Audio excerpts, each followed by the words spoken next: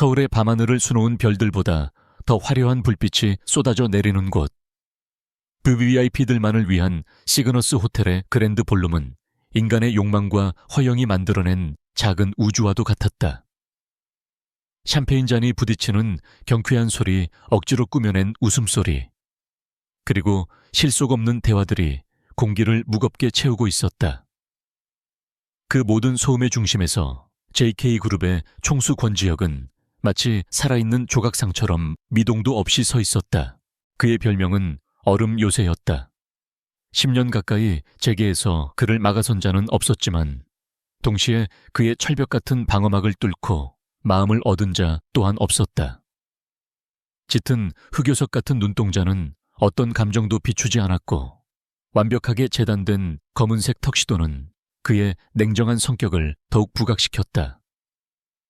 사람들은 그를 두려워했고 경외했으며 동시에 멀리했다. 그것이 권지혁이 스스로 원하고 만들어낸 거리였다. 회장님, 서영그룹의 한 회장님께서 인사를 청하십니다. 그림자처럼 그를 수행하던 김비서가 나지막이 속삭였다. 권지혁은 아주 미세하게 고개를 끄덕였다. 그의 움직임에는 단 하나의 불필요한 동작도 없었다. 서영그룹은 이번에 JK건설이 새롭게 추진하는 복합문화예술센터 건립 프로젝트의 중요한 파트너였다. 공적인 관계 그 이상도 이하도 아니었다. 반갑습니다, 권 회장. 이처럼 좋은 자리에서 뵙게 되어 영광입니다. 서영그룹의 한정훈 회장은 특유의 능구렁이 같은 미소로 다가왔다. 그의 옆에는 불안한 듯 시선을 내리깔고 있는 그의 아내가 서 있었다. 전형적인 재벌가의 정략 결혼으로 맺어진 부부.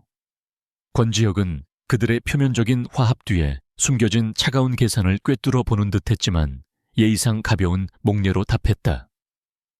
초대해 주셔서 감사합니다, 한 회장님. 목소리마저 얼음처럼 차가웠다. 한 회장은 잠시 흠칫했지만 이내 다시 미소를 지으며 자신의 딸을 소개하려 주위를 두리번거렸다. 이 자리에 제 막내딸도 와 있는데 어디 갔는지 모르겠군요. 권 회장 같은 젊고 유능한 분을 소개해주고 싶었는데 말입니다. 권지혁의 눈썹이 꿈틀했다. 그는 이런 종류의 노골적인 접근을 세상에서 가장 혐오했다. 그의 머릿속에는 오직 JK그룹의 미래와 눈앞에 놓인 프로젝트의 성공뿐이었다. 사랑관계 감정 따위는 몇 년 전 가장 믿었던 사람에게 처절하게 배신당한 그날 이후로 그의 사전에서 영원히 삭제된 단어였다. 그는 한 회장과의 의례적인 대화를 적당히 마무리하고 다시 홀의 구석으로 몸을 피했다. 거대한 유리창 너머로 보이는 서울의 야경이 차라리 더 흥미로웠다. 저 수많은 불빛 아래 얼마나 많은 진실과 거짓이 뒤섞여 숨쉬고 있을까. 그는 쓴웃음을 지으며 샴페인 잔을 입으로 가져갔다. 바로 그때였다. 달콤하면서도 쌉싸름한 샴페인 향과 뒤섞여 은은한 프리지아 향기가 그의 코끝을 스쳤다. 그는 반사적으로 고개를 돌렸다. 시야에 들어온 것은 인파를 헤치며 위태롭게 걸어오고 있는 한 여자였다. 발목까지 내려오는 우아한 에메랄드빛 드레스는 그녀의 하얀 피부와 대조를 이루며 신비로운 분위기를 자아냈지만 그녀의 걸음걸이는 전혀 우아하지 못했다. 이미 여러 잔의 술을 마신 듯 두 뺨은 발그레하게 상기되어 있었고 눈은 살짝 풀려 있었다. 한유라, 서영그룹의 막내딸. 그녀는 이 숨막히는 파티가 지옥처럼 느껴졌다. 예술가의 자유로운 영혼을 가진 그녀에게 아버지가 강요하는 재벌가의 인형놀이는 견딜 수 없는 고문이었다. 그녀는 아버지의 성화에 못 이겨 이곳에 끌려왔지만 오자마자 부모님의 감시를 피해 바텐더에게서 샴페인을 영업 후 받아 마셨다. 취기가 오르자 억눌렸던 반항심이 고개를 들었다. 다들 똑같아. 가면을 쓰고 서로의 가치를 저울질하고 역겨워. 그녀는 비틀거리며 사람들 사이를 빠져나가려 했다.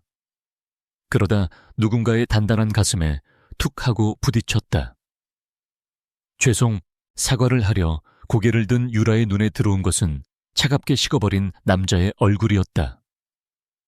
권지혁, 제게의 얼음 요새. 그녀는 그를 몇 번 본 적이 있었다. 볼 때마다 그는 주변의 모든 온도를 빼앗아가는 블랙홀 같았다. 지금도 그랬다. 그의 눈은 그녀를 마치 길가의 돌멩이처럼 무심하게 바라보고 있었다.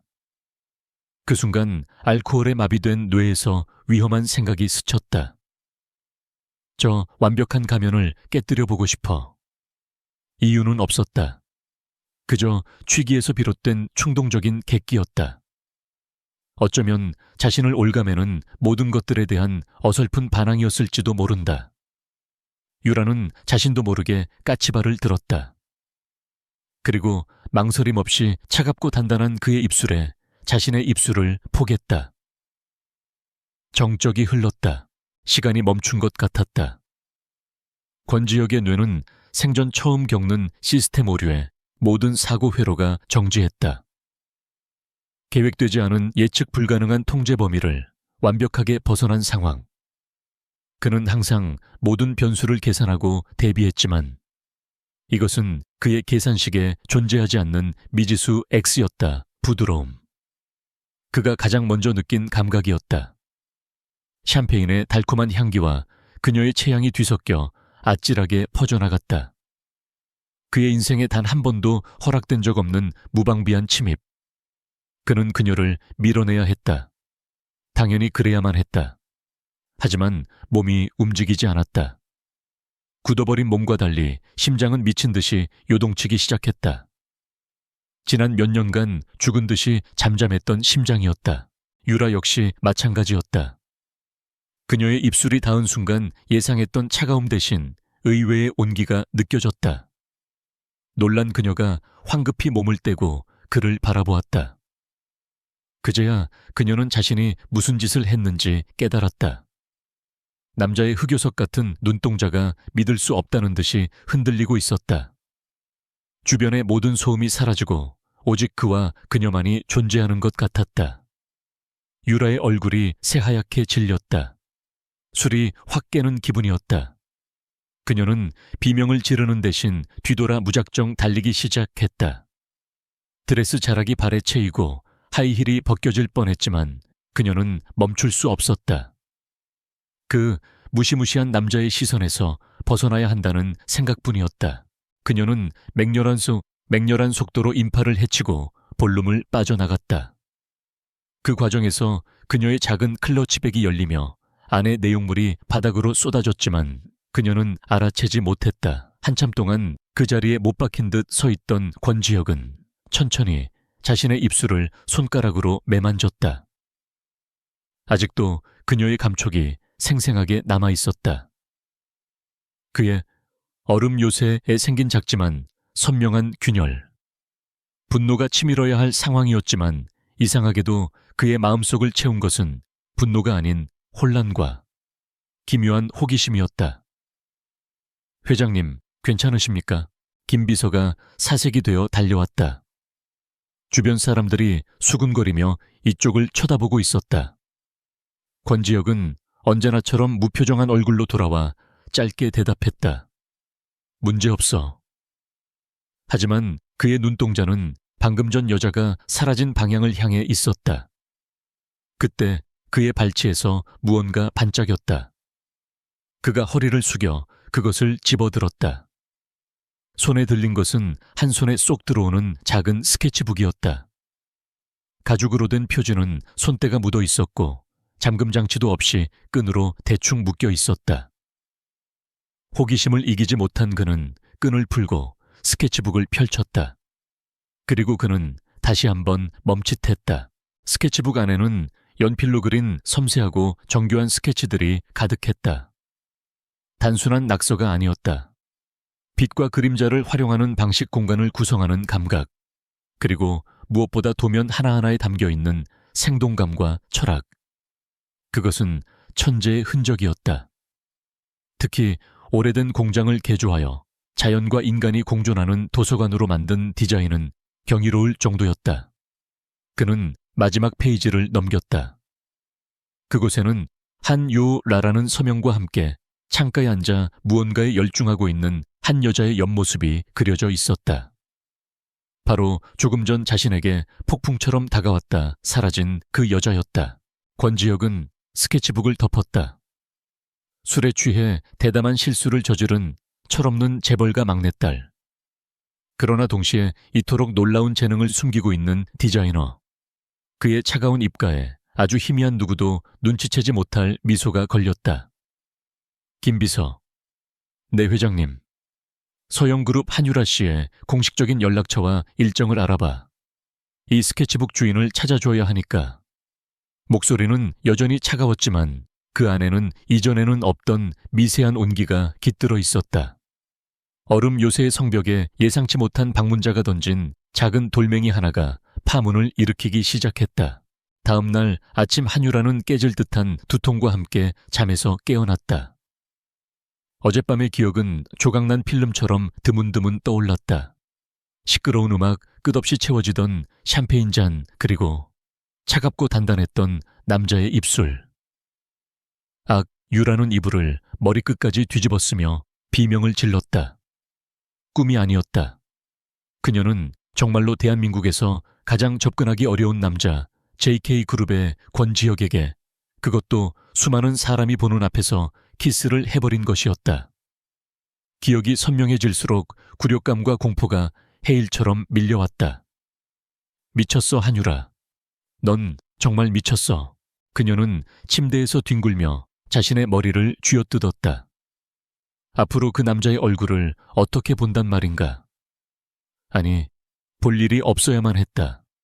제발 다시는 마주치지 않기를 그가 어젯밤의 일을 술에 취한 여자의 하찮은 실수로 여기고 깨끗하게 잊어주기를 간절히 바랄 뿐이었다. 그때 방문 밖에서 요란한 노크 소리와 함께 집사의 목소리가 들렸다. 아가씨, 일어나셨습니까? 서영재단 이사장님께서 찾으십니다. 아버지였다. 유라는 한숨을 내쉬며 침대에서 몸을 일으켰다. 어젯밤 파티에서 일찍 도망쳐 나온 것에 대한 질책이 이어질 것이 뻔했다. 그녀는 터덜터덜 걸어나가 서재의 문을 열었다. 밤새 안녕하셨습니까, 아버지? 한정훈 회장은 신문을 읽다 말고 날카로운 눈으로 그녀를 쏘아보았다. 어젯밤엔 아무 말도 없이 사라져서 네 어머니가 얼마나 걱정했는지 아느냐. 중요한 자리에서 그게 무슨 무리한 행동이야. 죄송해요. 몸이 좀 안 좋아서요. 핑계는 네 그 자유분방한 영혼도 이제는 좀 가라앉힐 때가 되지 않았니? 한 회장은 혀를 차며 본론으로 들어갔다. 마침 잘 됐다. 오늘 오후에 JK그룹과 미팅이 잡혔으니 너도 참석하거라.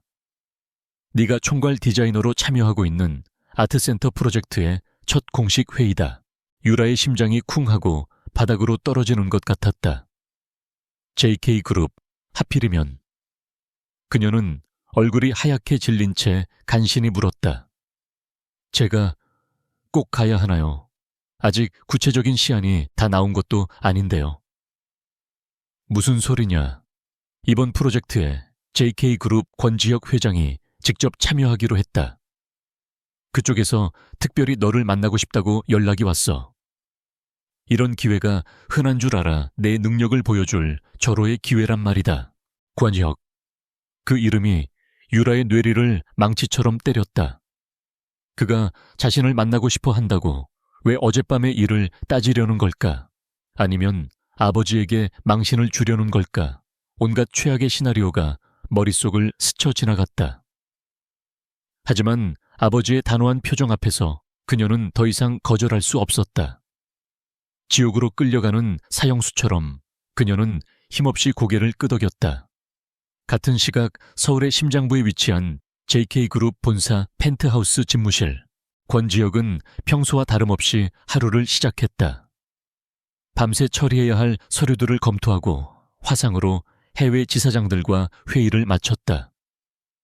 그의 일상에는 한치의 오차도 없었다.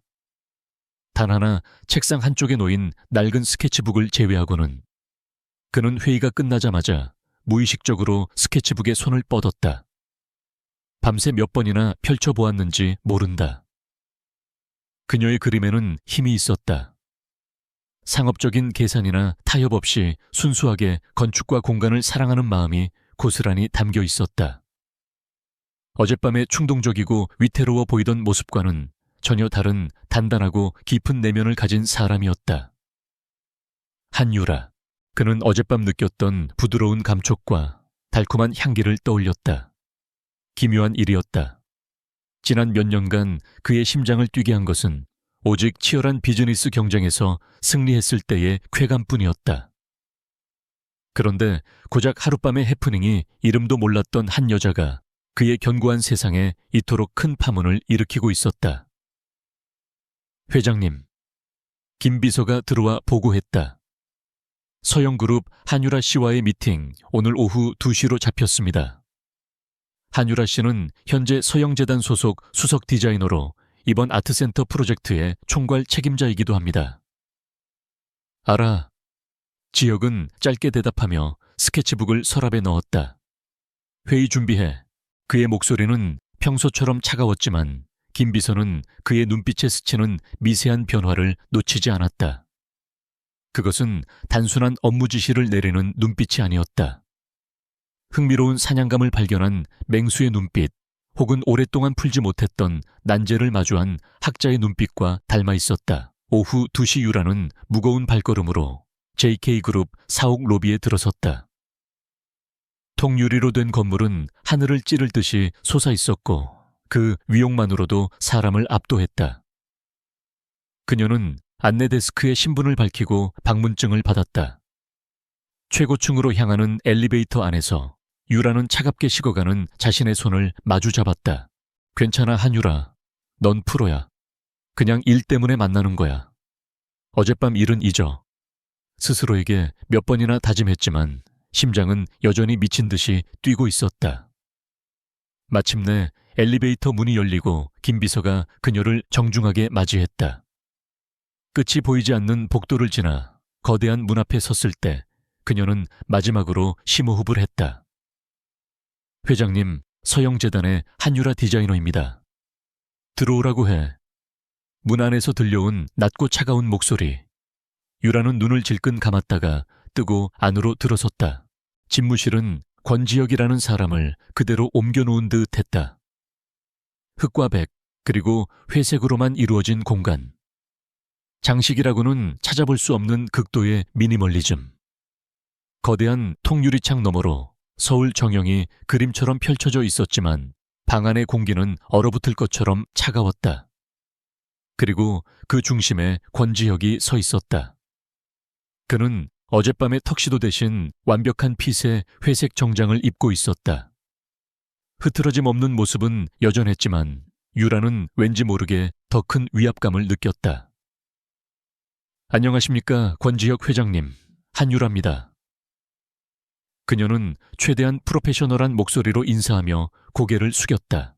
지혁은 대답 없이 그녀를 빤히 바라보기만 했다. 그의 시선은 마치 날카로운 칼날 같아서 그녀의 가면을 꿰뚫고 속마음을 들여다보는 듯 했다. 침묵이 길어질수록 유라는 숨이 막혀왔다. 한참 후에야 그가 입을 열었다. 그는 책상 서랍에서 스케치북을 꺼내 그녀 앞으로 내밀었다. 이걸 떨어뜨렸더군. 유라의 얼굴이 화르르 달아올랐다. 가장 보이고 싶지 않은 자신의 영혼과도 같은 스케치북을 그에게 들켜버렸다. 그녀는 황급히 그것을 받아 품에 안았다. 감사합니다. 천만에 그의 입가에 비웃음인지 아닌지 모를 미묘한 미소가 스쳤다. 덕분에 아주 인상적인 자기소개를 받았으니 그의 말은 비수처럼 유라의 가슴에 꽂혔다. 그녀는 고개를 번쩍 들었다. 어젯밤 일은 제가 술에 너무 취해서 저지른 실수입니다. 정말 죄송하게 생각합니다. 부디 잊어주시길 바랍니다. 잊으라고 지혁이 한 걸음 다가왔다. 그의 큰 키가 유라의 머리 위로 그림자를 드리웠다. 내 인생에 계획되지 않은 일이 일어난 건 처음인데 그걸 어떻게 쉽게 잊으라는 건지 방법을 알려주면 좋겠군. 그의 목소리는 조롱과 흥미가 뒤섞여 있었다. 유라는 그의 압도적인 존재감에 눌려 뒷걸음질 치고 싶었지만 오기가 생겼다. 여기서 무너지면 앞으로 계속 그에게 끌려다닐 것 같았다. 그건 회장님의 사정이죠. 저는 제 실수를 사과했고 회장님께서도 성인이라면 그 정도 해프닝은 너그럽게 넘어가 주실 수 있을 거라 믿습니다. 그리고 전 오늘 사적인 일로 온 게 아닙니다. 아트센터 프로젝트 회의 때문에 온 겁니다. 그녀의 당돌한 대답에 지혁의 눈이 가늘어졌다. 그의 앞에서 이렇게 똑바로 눈을 맞추며 할 말을 다 하는 여자는 처음이었다. 대부분은 그의 차가운 시선 앞에서 고개를 숙이거나 아첨하기 바빴다. 그래, 프로젝트. 그가 다시 사무적인 톤으로 돌아왔다. 그 스케치북에 있던 디자인 흥미롭더군. 하지만 너무 이상적이야. 현실성이 떨어지는 부분이 많아. JK는 꿈을 파는 회사가 아니라 현실의 건물을 짓는 회사다. 제 디자인은 단순한 꿈이 아닙니다. 철저한 계산과 철학을 바탕으로 한 결과물입니다. 현실성이 떨어진다고 판단하신 구체적인 근거를 말씀해 주시죠. 유라는 자신의 전문 분야를 건드리자 즉각적으로 반박했다. 두 사람 사이에 팽팽한 긴장감이 흘렀다. 서로의 의지와 자존심이 허공에서 부딪히는 것 같았다. 바로 그때 집무실 문을 노크하는 소리가 들렸다. 들어와.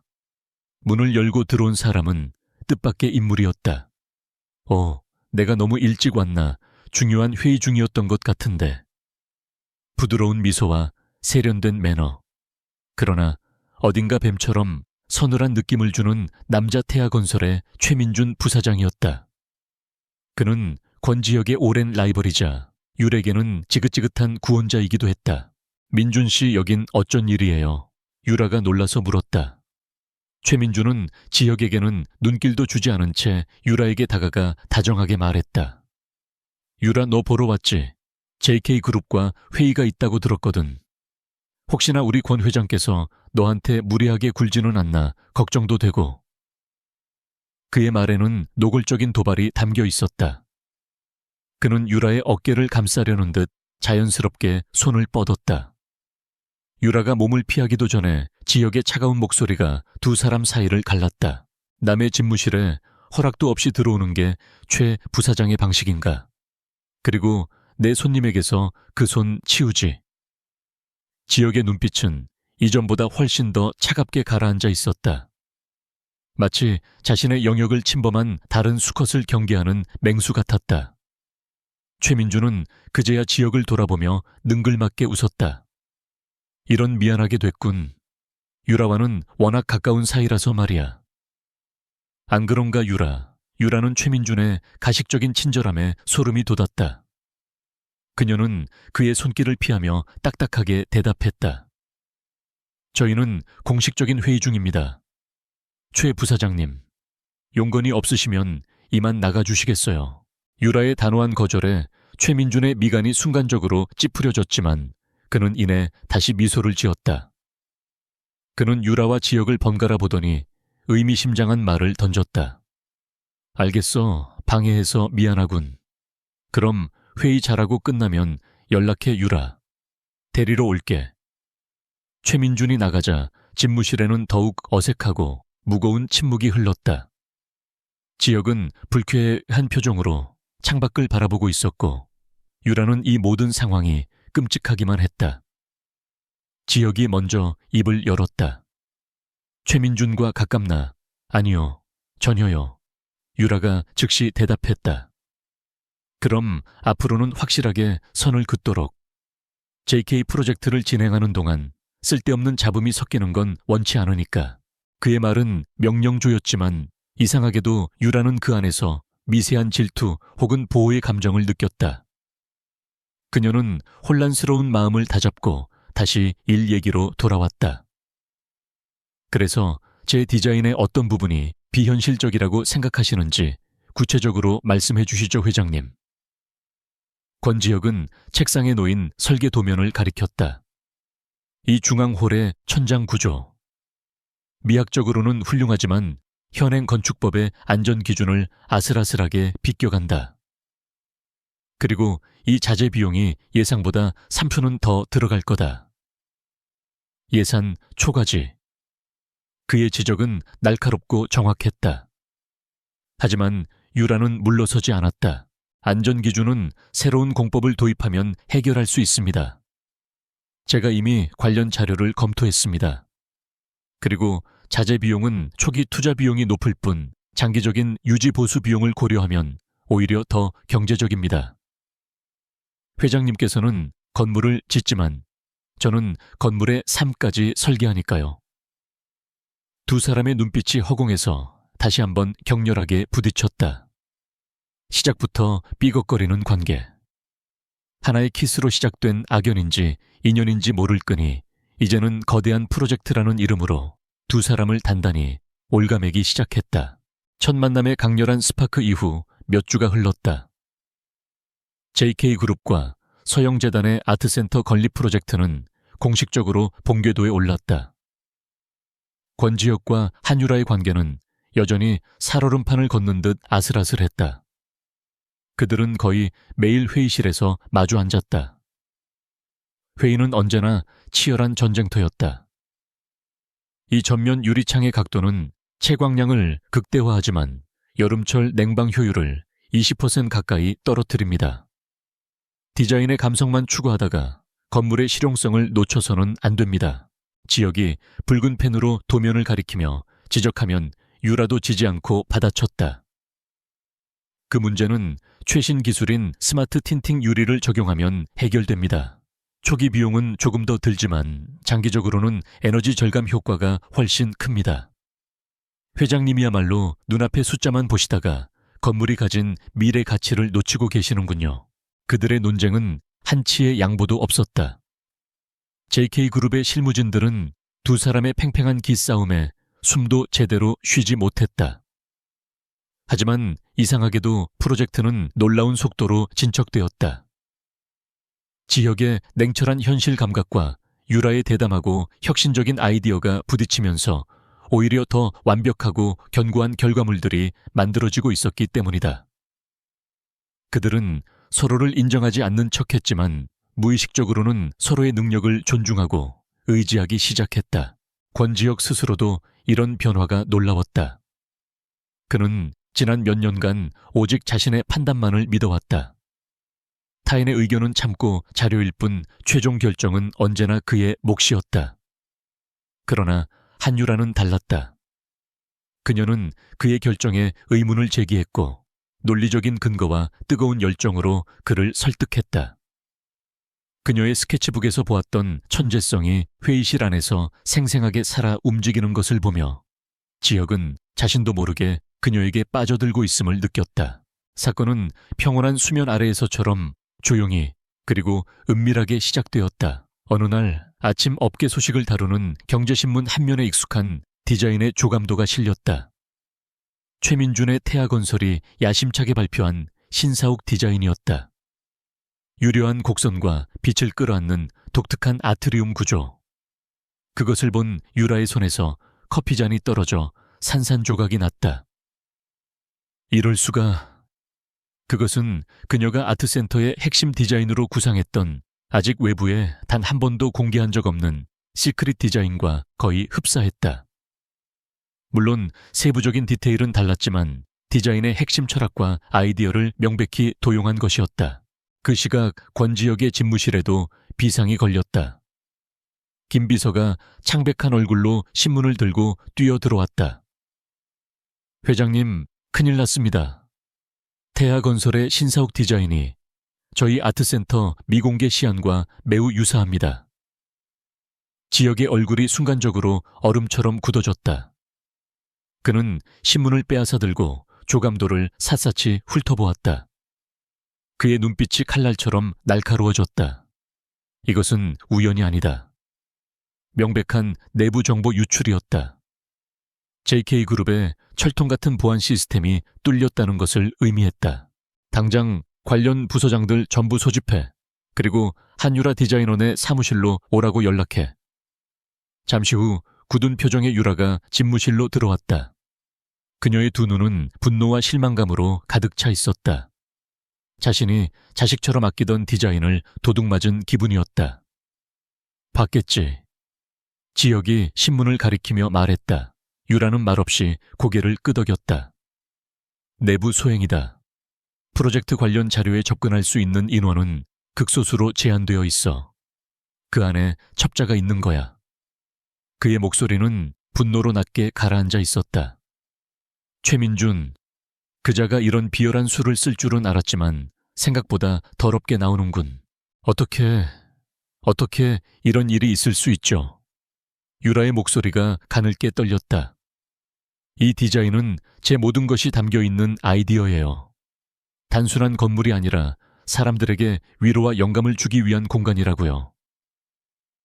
그녀의 떨리는 목소리를 들으며 지혁은 자신도 모르게 주먹을 꽉 쥐었다.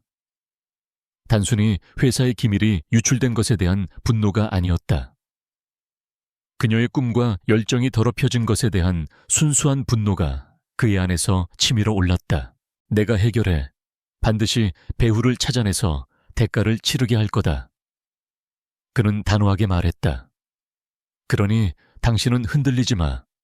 더 완벽하고 뛰어난 디자인으로 그들이 감히 흉내낼 수 없는 격차를 보여주면 돼. 할 수 있겠나? 그의 흔들림 없는 눈빛과 단단한 목소리에 유라는 잠시 불안감을 잊었다. 이상한 일이었다. 세상에서 가장 차가운 남자의 말 한마디가 지금 그녀에게는 가장 큰 위로와 힘이 되고 있었다. 그녀는 결심한 듯 눈을 빛내며 대답했다. 네, 할 수 있어요. 그날 이후 권지혁은 조용히 내부 조사를 시작했다. 하지만 범인은 꼬리를 남기지 않았다. 해킹의 흔적도 자료를 유출한 명백한 증거도 발견되지 않았다. 마치 유령이 한 짓처럼 모든 것이 깨끗했다. 범인이 JK그룹의 내부 사정을 훤히 꿰고 있는 매우 지능적인 인물이라는 것만 짐작할 수 있었다. 디자인 유출 사건이 차에 가라앉기도 전에 두 번째 사건이 터졌다. 이번에는 훨씬 더 직접적이고 위험한 방식이었다. 프로젝트는 기초공사 단계에 접어들었다. 수백 톤의 철근과 최고급 콘크리트가 건설 현장으로 쉴 새 없이 운반되었다. 유라는 현장 감리를 위해 거의 매일 공사 현장을 찾았다. 그녀는 도면 속에 갇혀있는 디자이너가 아니었다. 자신의 디자인이 현실에서 어떻게 구현되는지 직접 보고 확인해야 직성이 풀리는 완벽주의자였다. 그날도 유라는 안전모를 쓰고 현장을 둘러보고 있었다. 지하 주차장 골조 공사가 한창이었다.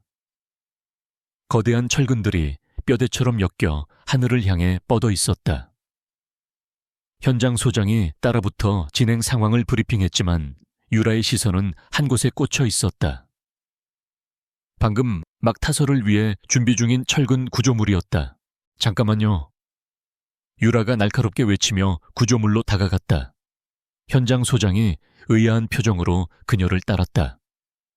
왜 그러십니까, 디자이너님? 이 철근, 뭔가 이상해요. 유라는 장갑을 낀 손으로 철근의 표면을 쓸어보았다. 납품받은 자재 명세서와 스펙이 정말로 일치하는지 다시 한번 확인해봐야겠어요.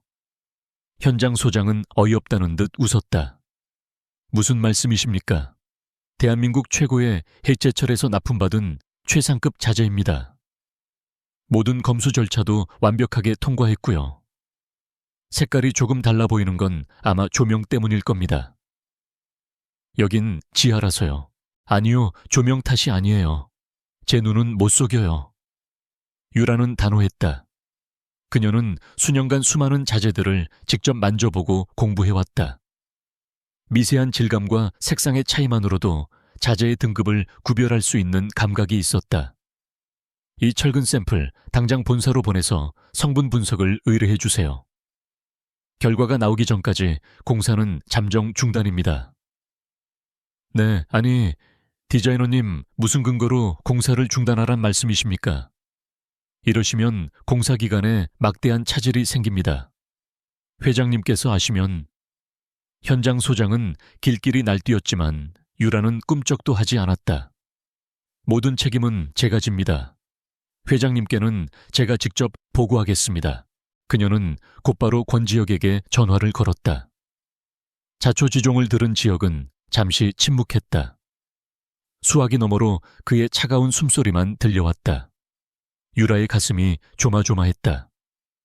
자신의 직감을 믿었지만 만약 이것이 단순한 기우라면 엄청난 손실에 대한 책임을 져야 했다.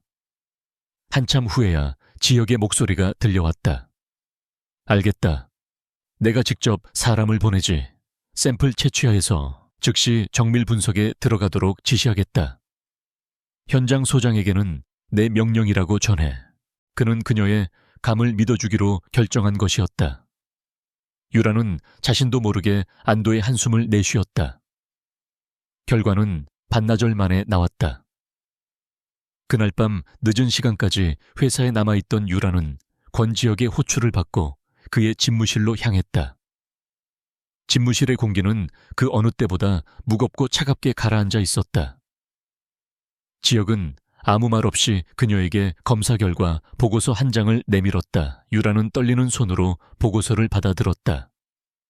그리고 그 내용을 확인하는 순간 그녀는 온몸의 피가 차갑게 식는 것을 느꼈다. 보고서에는 충격적인 내용이 적혀 있었다. 현장의 철근은 H제철의 정품이 아닌 중국산 저급 고철을 녹여 만든 가짜였다. 강도와 내구성이 정품의 60%에도 미치지 못하는 불량품. 만약 이 사실을 모른 채 건물을 올렸다면 완공된 지 몇 년 안에 건물 전체가 붕괴할 수도 있는 끔찍한 대참사로 이어질 뻔한 상황이었다. 이건 단순한 원가 절감을 위한 비리가 아니야. 지혁이 얼음 같은 목소리로 말했다. 납품 서류와 검수 보고서까지 완벽하게 조작했어. 처음부터 JK그룹과 이 프로젝트를 통째로 무너뜨릴 작정으로 아주 치밀하게 계획된 범죄다. 라는 할 말을 잃었다. 디자인 유출과는 차원이 다른 문제였다. 수많은 사람의 목숨을 담보로 한 용서받을 수 없는 악이었다. 그녀가 충격으로 창백하게 질려있자 지혁이 자리에서 일어나 그녀에게 다가왔다. 그는 무심한 척하면서도 그녀의 어깨를 가볍게 감쌌다.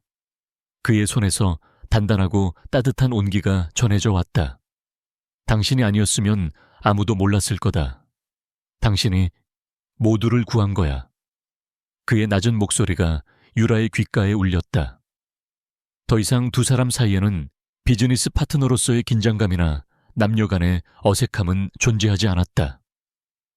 보이지 않는 거대한 적에 맞서 함께 싸워야 하는 동지. 그들의 관계는 이제 새로운 국면으로 접어들고 있었다. 음모의 그림자는 생각보다 훨씬 더 깊고 어두웠다. 불량 철근 사건의 충격파는 거셌다. 권지혁은 그날 밤으로 JK그룹의 모든 역량을 동원해 비상체제에 돌입했다. 아트센터 공사 현장은 전면 폐쇄되었고 기존의 현장 책임자들은 모두 대기 발령 조치되었다. 대신 그가 가장 신임하는 본사 직속의 TF팀이 현장에 급파되어 모든 자재와 공정 과정을 원점부터 재검토하기 시작했다. 이것은 단순한 실수를 바로잡는 차원이 아니었다. 보이지 않는 적을 향한 선전포고였다. 다음날 아침 지혁은 유라의 사무실에 직접 찾아왔다. 평소의 냉정함을 유지하고 있었지만 그의 눈빛에는 밤새 한숨도 자지 못한 피로감과 칼날 같은 결의가 서려 있었다. 오늘부터 한유라 씨에게 24시간 경호를 붙이겠습니다. 그의 말은 통보였다. 유라는 어이없다는 듯 그를 쳐다보았다. 경호요, 제가 왜요? 저는 괜찮습니다. 괜찮지 않아. 지혁이 그녀의 말을 단호하게 잘랐다. 적은 우리의 예상을 뛰어넘는 자들이다. 디자인을 훔치고 불량 자재를 납품하는데 그치지 않았어. 이건 이제 단순한 비즈니스 경쟁이 아니야. 그들의 계획을 망가뜨린 당신은 이제 그들의 가장 눈엣 가시 같은 존재가 됐을 거다. 그래도 이건 너무 과해요. 전 그런 거추장스러운 건 싫습니다. 유라는 자신의 삶에 낯선 타인이 끼어드는 것을 극도로 꺼렸다. 지혁이 한 걸음 그녀에게 다가섰다. 그의 시선이 유라의 눈을 똑바로 꿰뚫었다. 이건 부탁이 아니라 명령이야. 당신은 이제 서영그룹의 딸이나 일가의 디자이너가 아니야. JK그룹의 가장 중요한 파트너이자 이 프로젝트의 핵심 그 자체다. 당신에게 무슨 일이 생기는 건 곧 이 프로젝트의 실패를 의미해. 그러니 제발 내 말을 들어. 마지막 문장은 거의 애원에 가까웠다. 그의 목소리에 담긴 진심 어린 걱정에 유라는 더 이상 반박할 말을 찾지 못했다. 결국 그녀는 작게 고개를 끄덕였다. 그날부터 검은 정장을 입은 건장한 남자들이 그림자처럼 그녀의 주위를 맴돌기 시작했다. 적의 방역은 예상보다 훨씬 더 빠르고 악랄했다. 며칠 후 유라는 새로 교체된 자재들이 설계 도면과 정확히 일치하는지 확인하기 위해 다시 공사 현장을 찾았다. 지역이 배치한 새로운 현장팀은 한치의 오차도 없이 일사불란하게 움직였다. 잠시나마 안도감이 들었다. 그녀는 지상 1층 중앙홀이 될 공간의 바닥에 도면을 펼쳐놓고 구조를 살피는데 열중했다. 바로 그때였다. 피해. 등 뒤에서 다급한 외침이 들린 것은 유라가 고개를 돌리기도 전에 육중한 무언가가 공기를 가르는 소리가 귓전을 때렸다. 그녀의 시야 끝에 크레인에 매달려 있던 거대한 강화유리 자재 더미가 자신을 향해 수직으로 낙하하는 것이 보였다. 밧줄이 끊어진 것이었다. 시간이 멈춘 것 같았다. 비명조차 지를 수 없었다. 공포로 온몸이 굳어 옴짝달싹할 수 없었다. 이제 끝이구나 하는 생각이 머리를 스쳤다. 그 순간 거대한 힘이 그녀의 허리를 감싸 안으며 옆으로 거칠게 내동댕이 쳤다. 윽. 유라는 숨이 막히는 충격과 함께 바닥을 굴렀다. 거의 동시에 그녀가 서 있던 바로 그 자리에 굉음과 함께 유리더미가 떨어져 박살났다. 날카로운 파편들이 사방으로 비처럼 쏟아졌다. 정신을 차렸을 때 그녀는 누군가의 단단한 품 안에 갇혀 있었다. 자신을 감싸고 있는 사람의 심장이 미친 듯이 뛰는 것이 등 뒤로 고스란히 전해져 왔다. 짙은 향수 냄새와 함께 익숙한 천이 느껴졌다. 권지혁 씨, 그녀를 구해준 사람은 권지혁이었다. 그가 왜 이곳에 있는지 생각할 겨를도 없었다. 그는 유라를 품에 안은 채 쏟아지는 유리 파편으로부터 그녀를 보호하기 위해 자신의 등을 방패막이로 삼고 있었다. 잠시 후 모든 것이 잠잠해졌다. 현장은 아수라장이 되었고 사람들의 비명과 다급한 외침이 뒤섞여 들려왔다. 지혁은 천천히 몸을 일으켜 유라의 상태부터 살폈다. 그의 얼굴은 새하얗게 질려 있었다. 괜찮아, 어디 다친 데 없어. 그의 목소리는 다급함으로 심하게 갈라져 있었다. 얼음 요새라 불리던 남자의 모습은 온데간데 없었다. 지금 그녀의 눈앞에 있는 것은 소중한 것을 잃을 뻔한 극도의 공포에 사로잡힌 한 남자일 뿐이었다. 그는 유라의 팔과 다리, 얼굴을 꼼꼼히 살피며 연신 물었다. 그의 손이 미세하게 떨리고 있었다. 유라는 멍하니 그를 바라보다가 그의 등 뒤로 시선을 옮겼다. 그의 값비싼 재킷 등판은 날카로운 유리 파편에 여러 군데 찢겨 있었고 하얀 셔츠 위로 붉은 피가 서서히 번지고 있었다. 피 나요, 회장님. 그제야 지혁은 자신의 상처를 인지한 듯 했지만 대수롭지 않게 말했다. 긁힌 것뿐이야. 당신이 무사하면 됐어. 그 순간 유라의 마음속에서 무언가 툭 하고 끊어졌다. 이 남자가 자신을 위해 몸을 던졌다. 자신을 보호하기 위해 기꺼이 다쳤다. 언제나 차갑고 계산적이기만 하던 그가 아무런 계산 없이 본능만으로 자신을 구해준 것이었다. 그날 밤 JK그룹 본사 펜트하우스는 무거운 침묵에 잠겨 있었다. 사고 이후 지혁은 외부의 위험을 완전히 차단하기 위해 유라를 자신의 개인 집무실이 있는 펜트하우스로 데려왔다. 그의 등을 치료한 주치의가 돌아가고 집무실에는 두 사람만 남았다. 응급처치를 마친 그는 아무 일도 없었다는 듯 다시 재킷을 걸치고 있었다. 유라가 먼저 침묵을 깼다. 고맙습니다. 그리고 죄송해요.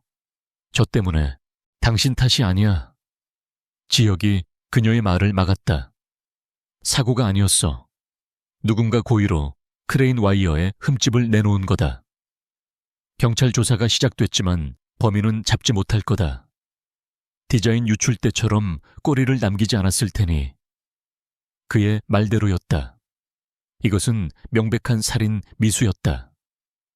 유라는 몸서리를 쳤다.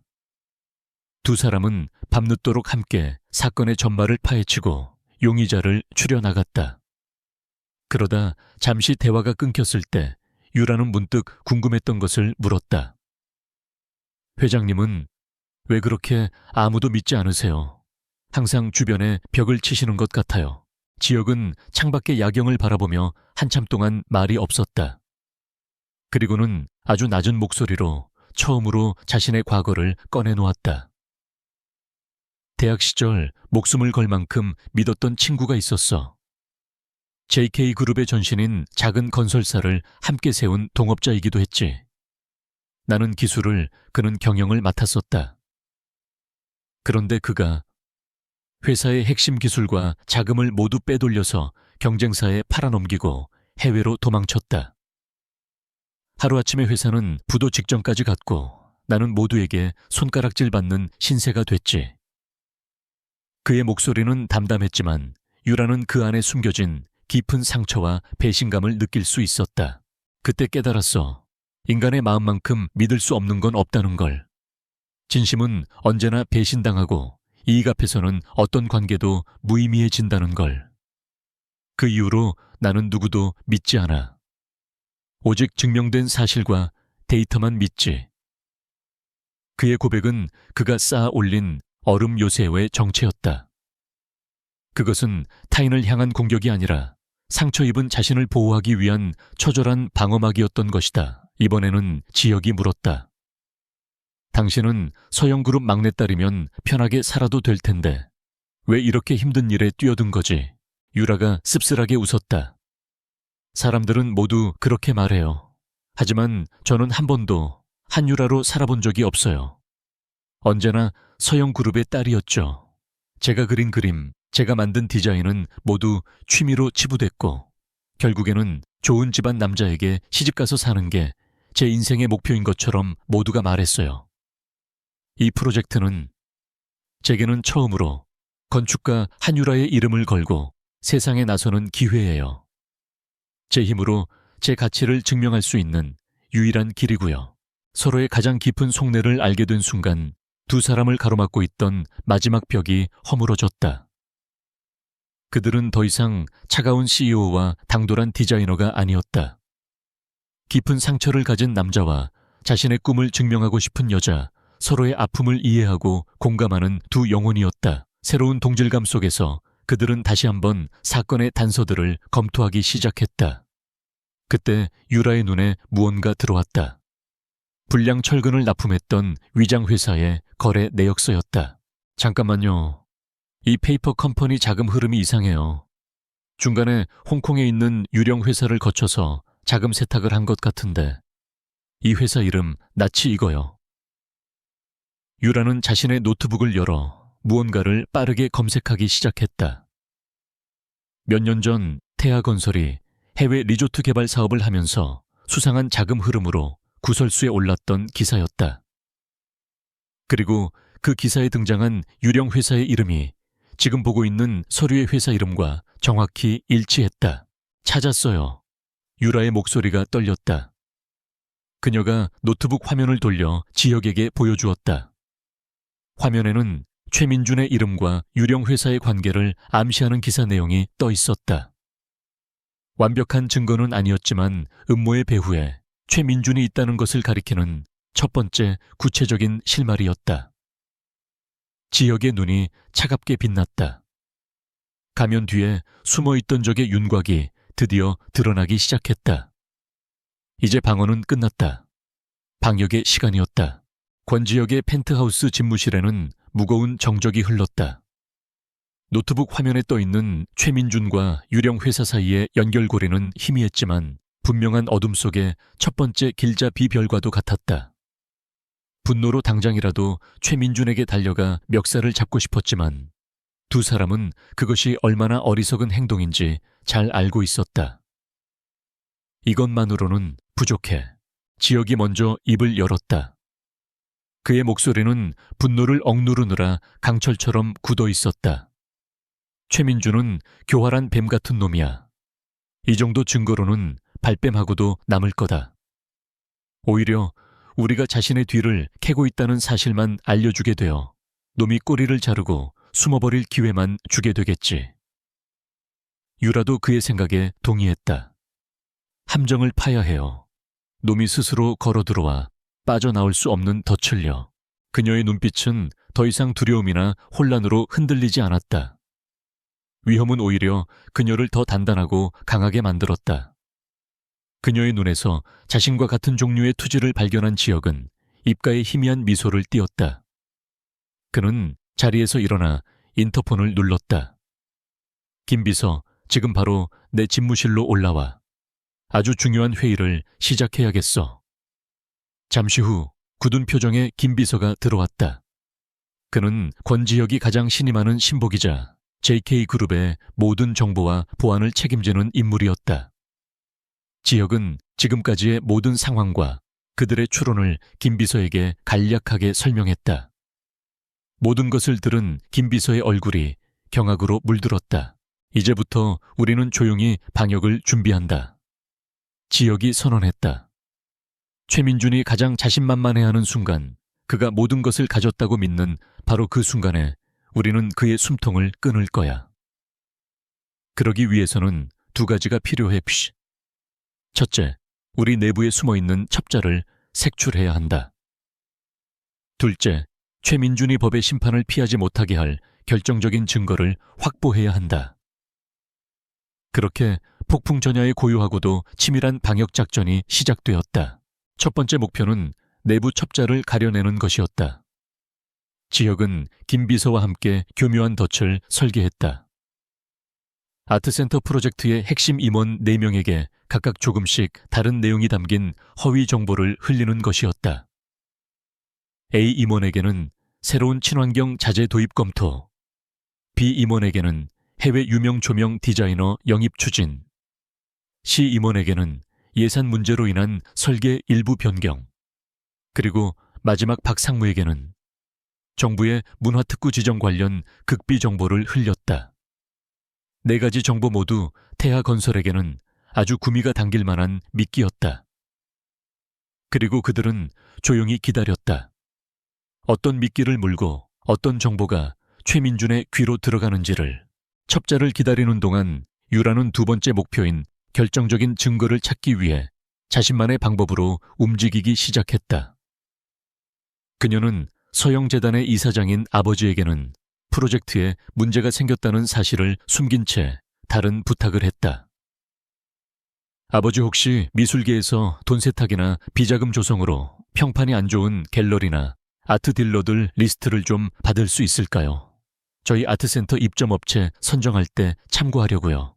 그녀의 아버지는 딸이 드디어 경영에 관심을 갖는다고 생각하며 흔쾌히 자신이 수십 년간 쌓아온 미술계의 비밀스러운 정보망을 그녀에게 넘겨주었다.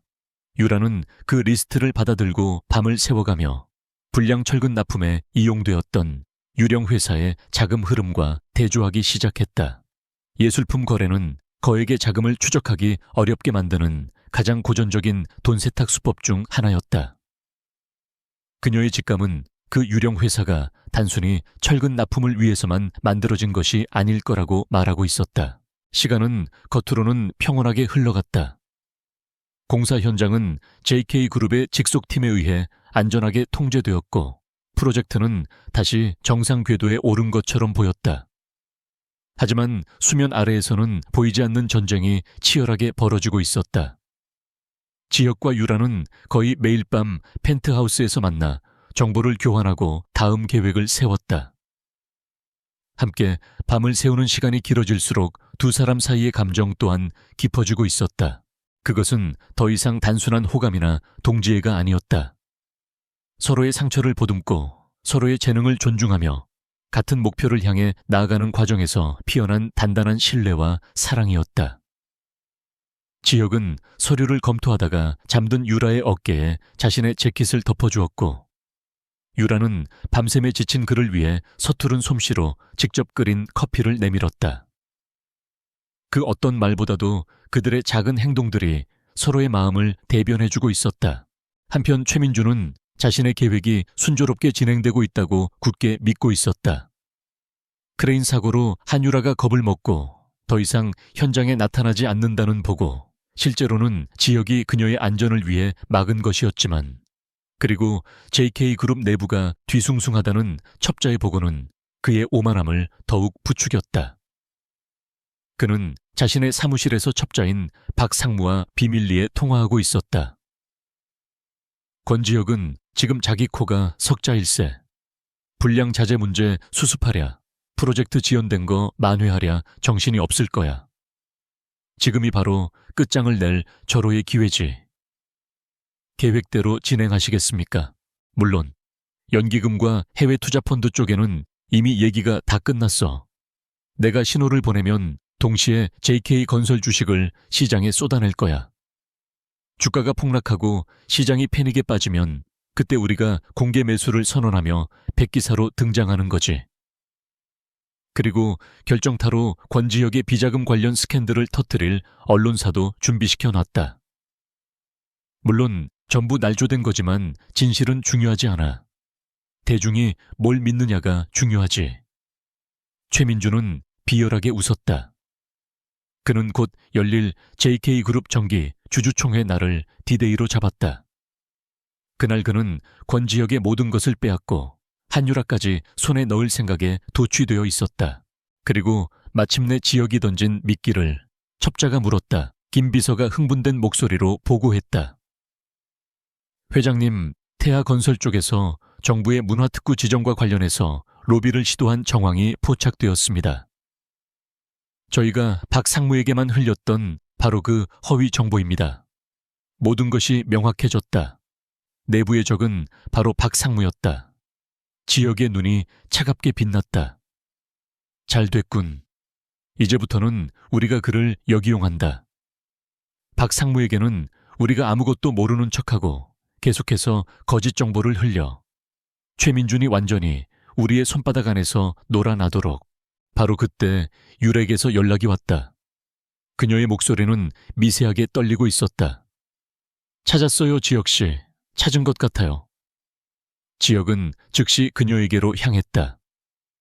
유라의 사무실, 그녀의 노트북 화면에는 유령 회사의 또 다른 거래 내역이 떠 있었다. 그것은 몇 년 전 태하건설이 따낸 동남아 리조트 개발 사업과 관련된 것이었다. 유령 회사는 당시 사업권을 따내기 위해 현지 고위 공무원에게 거액의 뇌물을 전달하는 창구로 이용되었던 것이다. 그리고 그 뇌물 자금의 최종 승인 서류에 최민준의 희미한 사인이 남아 있었다. 그것이야말로 그들이 찾던 결정적인 스모킹 건이었다. 단순한 배임이나 주가 조작이 아닌 국제적인 뇌물 스캔들. 한번 터지면 최민준은 재기는 물론 감옥행을 피할 수 없는 범죄의 증거였다. 모든 퍼즐 조각이 맞춰졌다. 그날 저녁 지혁은 주주총회 소집 공고를 확인했다. 동시에 해외 금융시장에서 JK건설의 주식을 대량으로 매도하려는 움직임이 감지된다는 보고가 올라왔다. 폭풍이 시작된 것이었다. 지혁은 창밖의 도시를 내려다보았다. 그의 곁에는 유라가 나란히 서 있었다. 도시의 불빛이 두 사람의 결의에 찬 얼굴을 비추었다. 지혁이 유라를 바라보며 나지막이 말했다. 미끼를 물었어. 이제 사냥을 시작하지. JK그룹의 정기 주주총회가 열리는 날 서울의 공기는 유난히 차갑고 팽팽했다. 총 회장은 국내외 주요 주주들과 투자자들, 그리고 상황을 예의주시하는 기자들로 발 디딜 틈이 없었다. 최근 JK건설의 주가를 흔들었던 의문의 투매 사태와 아트센터 프로젝트의 연이은 잡음 때문에 장내에는 불안과 의심의 기운이 감돌고 있었다. 단상에 선 권지혁은 평소보다 조금 더 수척해 보였다. 그는 담담한 목소리로 회사의 현황을 보고하기 시작했지만 그의 눈빛은 폭풍의 눈처럼 고요하고 깊었다. 모든 것은 계획대로 움직이고 있었다.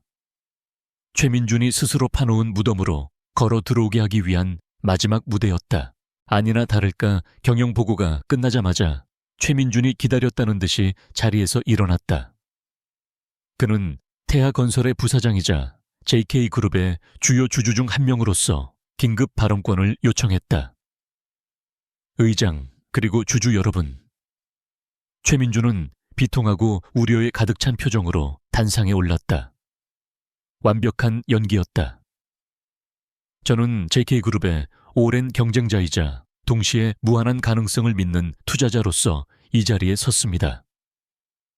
하지만 최근 JK그룹의 모습은 심히 우려스럽습니다. 그는 미리 준비해온 스크린 자료를 띄웠다. 화면에는 JK건설의 주가 하락 그래프와 아트센터 프로젝트의 예산 초과 내역 공사 지연 현황 등이 자극적으로 편집되어 나타났다. 모두 그가 뒤에서 조작한 결과물들이었다. 존경하는 주주 여러분, 이 모든 것이 무엇을 의미합니까? 바로 현 경영진 권지혁 회장의 독단적이고 무능한 경영의 결과입니다. 그는 자신의 개인적인 욕심을 위해 무리하게 프로젝트를 추진했고 그 과정에서 회사의 재정을 파탄내고 주주들의 가치를 훼손했습니다. 장내가 술렁이기 시작했다. 최민준은 기세를 몰아 결정타를 날렸다.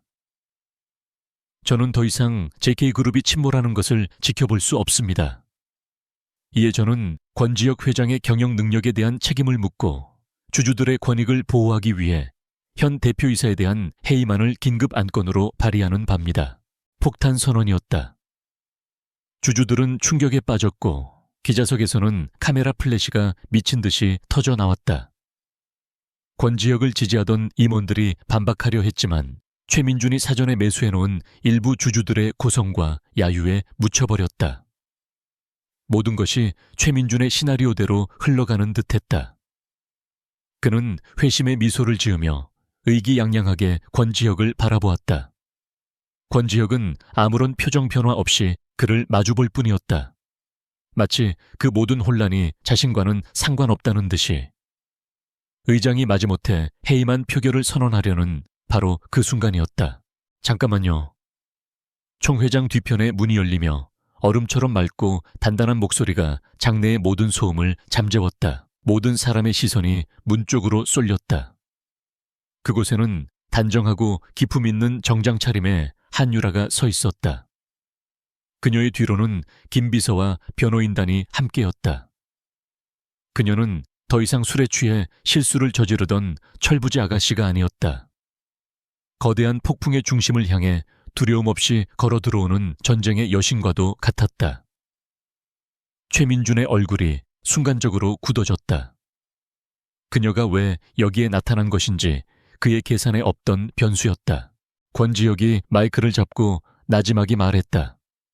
표결에 앞서 이번 사태의 가장 핵심적인 이해관계자이신 아트센터 총괄 디자이너의 의견을 들어보지 않을 수 없겠군요. 한유라 디자이너 앞으로 나오시죠.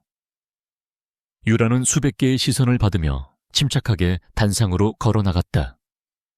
그녀는 최민준을 잠시 스쳐본 뒤 정면에 주주들을 향해 섰다. 안녕하십니까. 아트센터 프로젝트 총괄 디자이너 한유라입니다. 그녀는 차분한 목소리로 말을 시작했다.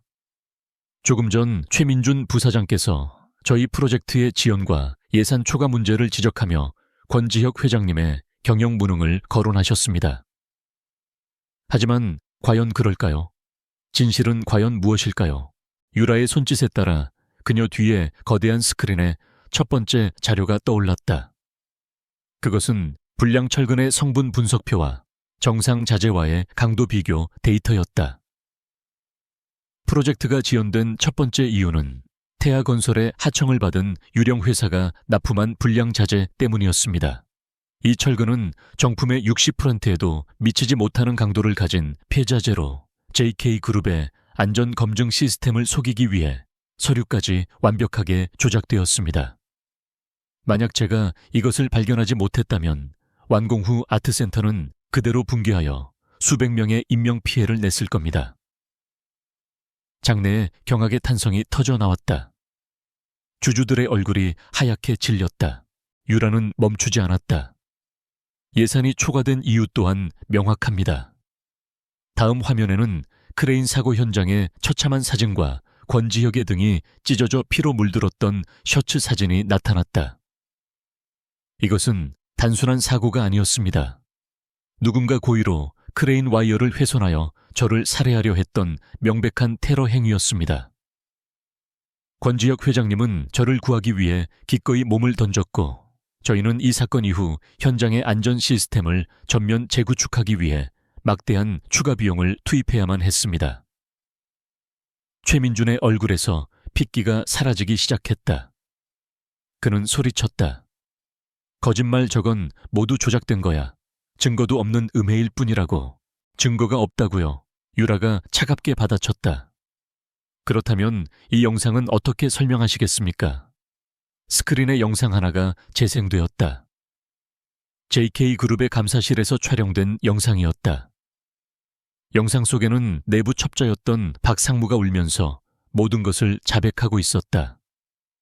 최민준의 협박을 받아 내부 정보를 유출했으며 불량 자재 납품과 크레인 사고에도 그가 개입했다는 충격적인 증언이었다. 이제 장내는 분노의 함성으로 가득 찼다. 모든 시선이 사색이 된 최민준에게로 향했다. 하지만 유라의 방역은 아직 끝나지 않았다. 하지만 여러분, 이 모든 것은 시작에 불과했습니다. 최민준 부사장이 이토록 위험한 범죄를 저지르면서까지 JK그룹을 손에 넣으려 했던 진짜 이유가 여기 있습니다. 마지막 자료가 화면을 가득 채웠다.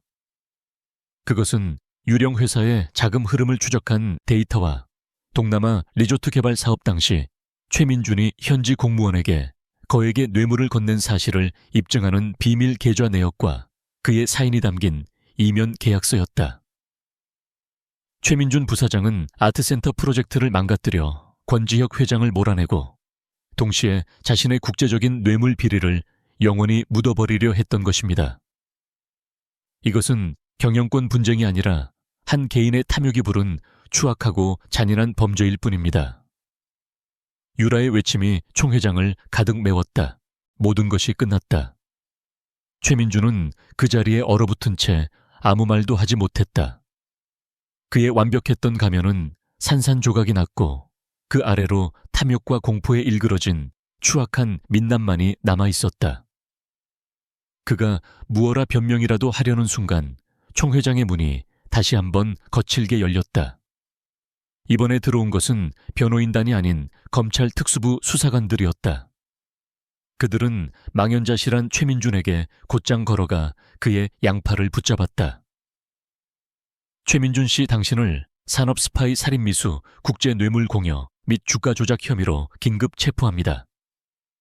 당신은 묵비권을 행사할 수 있으며 변호사를 선임할 권리가 있습니다. 차갑게 울려 퍼지는 미란다 원칙.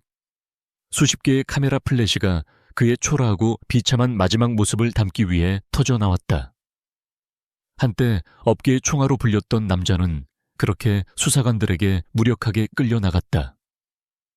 모든 혼란이 끝나고 단상에는 다시 권지혁이 섰다. 그는 잠시 소란스러웠던 장내를 정돈한 뒤 마이크를 잡았다. 그의 시선은 군중 속의 한유라에게 향해 있었다.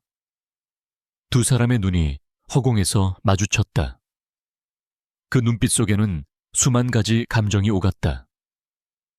함께 싸워 이겨낸 동지에 서로를 향한 깊은 신뢰, 그리고 말로 다 표현할 수 없는 뜨거운 애정.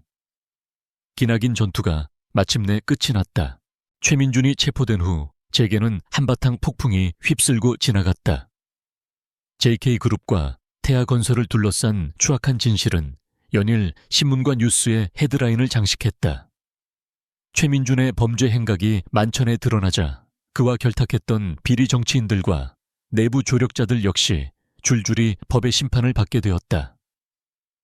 태아건설은 몰락의 길을 걸었고 반대로 위기를 극복하고 진실을 밝혀낸 권지혁과 JK그룹의 주가는 연일 최고치를 경신했다. 모든 것이 제자리를 찾아갔다. 권지혁은 여전히 바빴지만 그의 주변을 맴돌던 살얼음 같은 공기는 눈에 띄게 부드러워져 있었다. 그는 더 이상 불필요한 벽을 세우지 않았고 임직원들의 보고를 이전보다 더 깊이 경청했으며 때로는 누구도 예상치 못한 농담을 던져 회의실 분위기를 유연하게 만들기도 했다. 사람들은 얼음 요새가 녹아내리고 있다고 수군거렸다. 그리고 그 변화의 중심에 한유라라는 존재가 있다는 것을 이제는 JK그룹의 모든 사람들이 알고 있었다. 모든 사건이 마무리되고 며칠이 지난 어느 해 진력지혁은 유라에게 전화를 걸었다. 오늘 저녁에 시간 괜찮아. 그의 목소리는 그 어느 때보다 따뜻하고 다정했다. 네, 괜찮아요.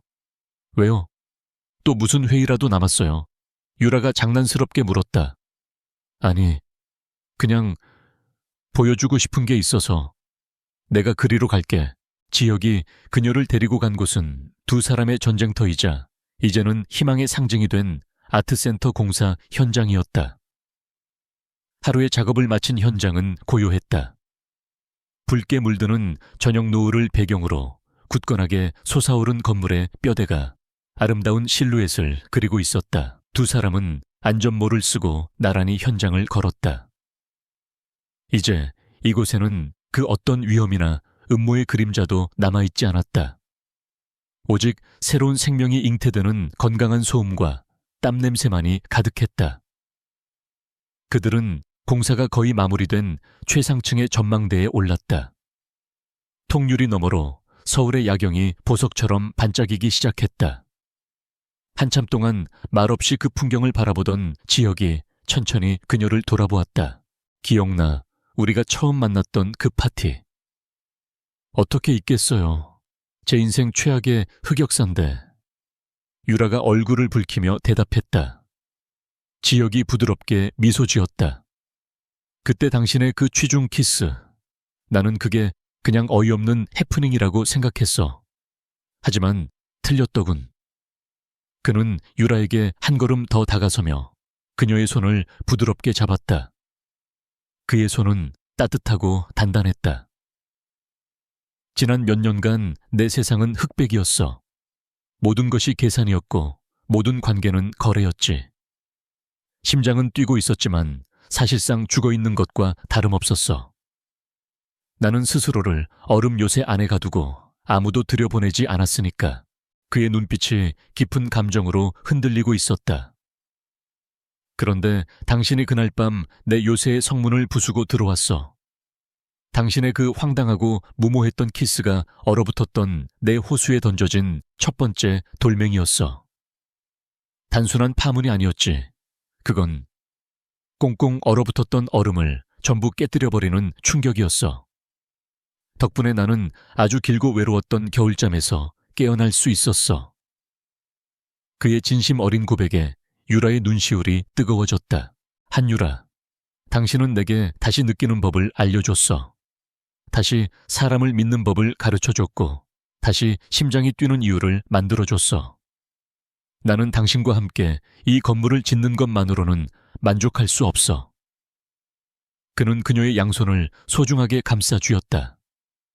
그의 진지한 눈빛이 오롯이 그녀에게로 향했다. 나는 당신과 함께 내 남은 인생 전부를 짓고 싶어. 내 세상의 유일한 건축가가 되어주겠어. 유라는 더 이상 아무 말도 할 수 없었다. 그녀는 눈물 어린 미소와 함께 조용히 고개를 끄덕였다. 그것으로 충분했다. 지혁은 천천히 그녀의 얼굴을 감싸고 부드럽게 입을 맞췄다. 첫 키스와는 모든 것이 달랐다. 충동적이지도 무모하지도 않은 서로의 마음을 확인하고 서로의 미래를 약속하는 깊고 뜨거운 입맞춤이었다. 혼란이 아닌 확신을 실수가 아닌 운명을 시작이 아닌 완성을 의미하는 키스. 그것은 평생을 약속하는 두 사람의 영혼에 새겨진 아름다운 계약이었다. 1년 후 마침내 JK 서영 아트센터가 화려하게 문을 열었다. 한유라의 디자인은 현실 속에서 완벽하게 구현되었다. 빛과 공간이 어우러져 살아 숨쉬는 듯한 건물은 개관과 동시에 서울의 새로운 랜드마크로 떠올랐고, 그녀는 대한민국 건축계에서 가장 주목받는 젊은 건축가로 우뚝 섰다. 개관 기념 파티가 열리는 날 밤 아트센터 중앙홀은 수많은 축하객들로 가득 찼다. 그 모든 소음과 화려함의 중심에서 권지혁과 한유라는 조금 떨어진 곳에서 서로에게 기댄 채 행복한 미소로 그 광경을 바라보고 있었다. 이제 권지혁의 얼굴에서는 얼음 요새의 흔적을 찾아볼 수 없었다. 그의 눈빛은 사랑하는 여자를 향한 따뜻함으로 가득했고, 그의 곁에는 언제나 당당하고 아름다운 그녀가 함께였다. 사람들은 그들을 세기의 커플이라 불렀다. 이 모든 게 그날 밤의 키스 한 번으로 시작됐다는 게 아직도 믿기지 않아요. 유라가 그의 어깨에 머리를 기대며 속삭였다. 지혁이 그녀의 이마에 부드럽게 입을 맞추며 대답했다. 무모한 키스였지. 맞아요. 아주 무모했어요. 그가 미소 지으며 그녀의 말을 바로잡아 주었다. 아니, 운명적인 키스였어. 두 사람은 서로를 마주 보았다. 그들의 눈빛 속에는 함께 이겨낸 과거와 함께 만들어갈 빛나는 미래가 고스란히 담겨 있었다. 그들의 사랑으로 지어진 이 아름다운 건물처럼 두 사람의 이야기는 이제 막 시작되고 있었다.